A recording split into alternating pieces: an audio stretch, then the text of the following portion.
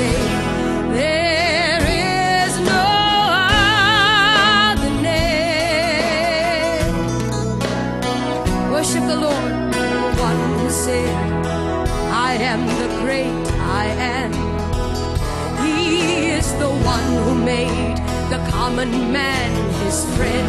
There is no other name.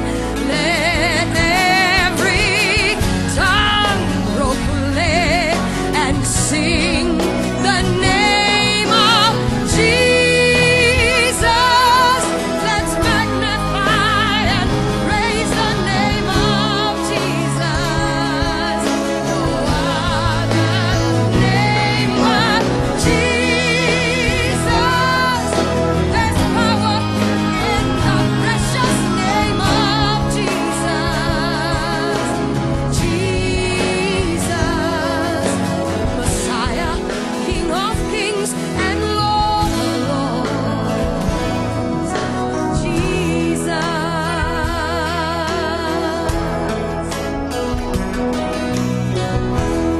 I was not born in a Pentecostal Christian family, church. I was born in an Orthodox priesthood Hindu family. I was born in a Hindu family to Brahmin priests. My grandfather, my great-grandfather, and my great-great-grandfather were Hindu priests. It was unthinkable and offensive for a daughter of a granddaughter of a priest to come away from that system. I was so hungry for God.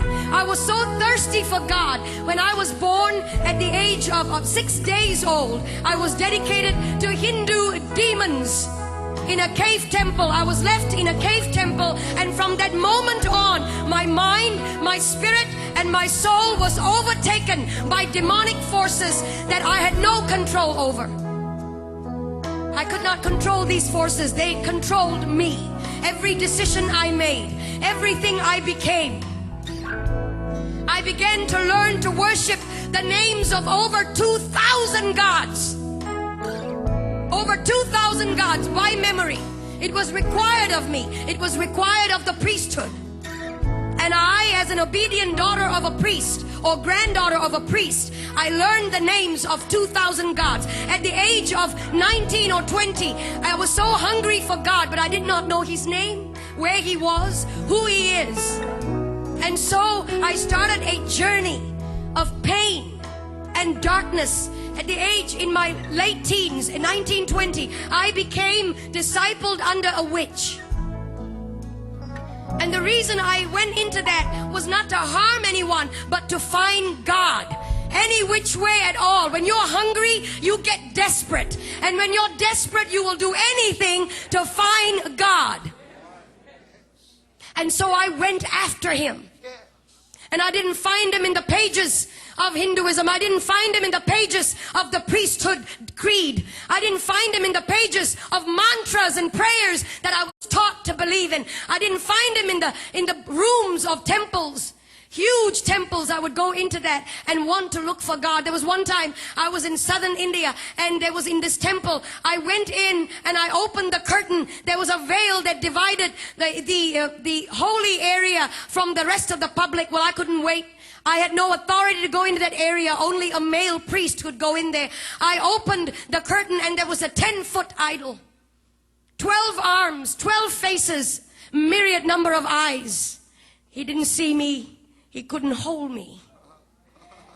He had eyes and could not see me. Years down the road, I was struck with a demonic pain in my body. From the top of my head to the tips of my feet, I would be in pain. Painkillers and suicide came the order of the day. I took painkillers every day, more than the required dose, just to knock myself out. And in my mind, it was one thought: if I ended my life, I would end the pain. And so I was sitting at the edge of my bed, possibly on the last day of my life on this planet.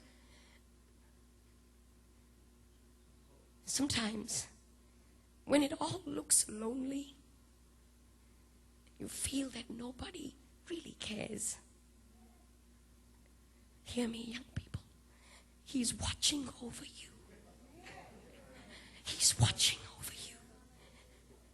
And it may not be tangible, but He's over you. And He loves you.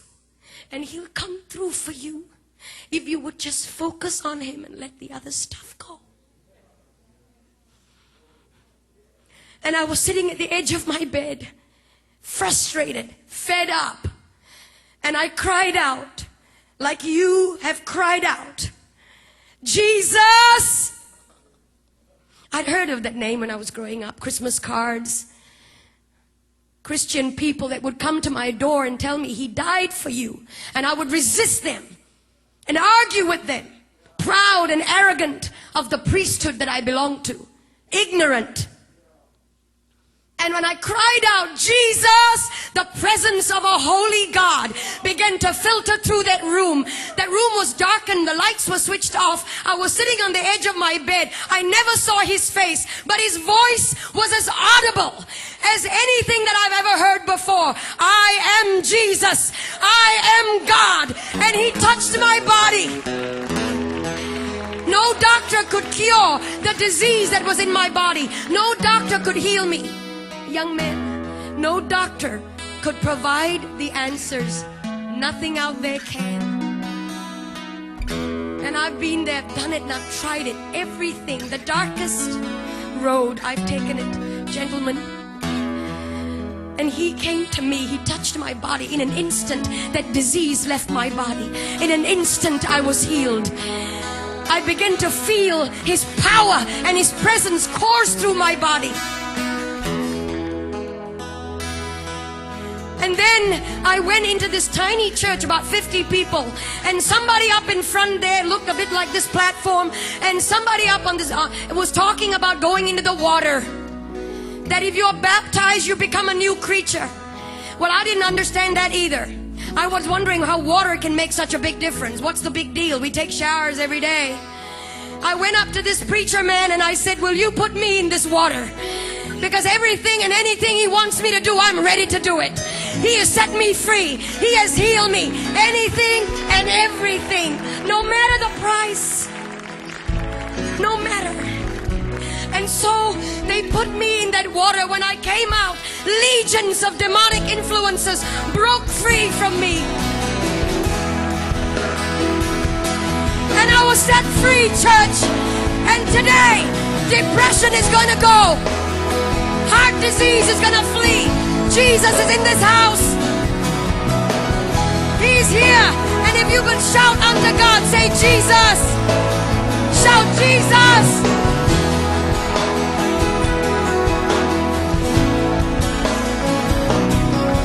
He's the one who said, I am the great I